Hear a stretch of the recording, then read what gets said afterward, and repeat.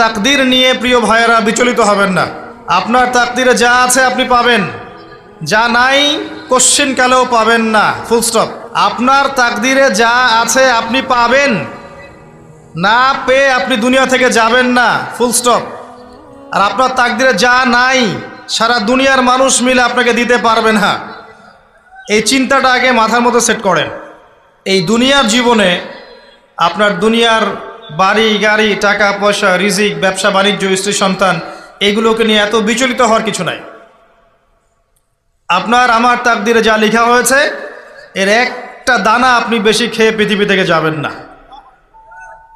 আর আপনার আমার রিজিকে যা আছে তার এক চুল রেখে আপনি দুনিয়া থেকে যাবেন না।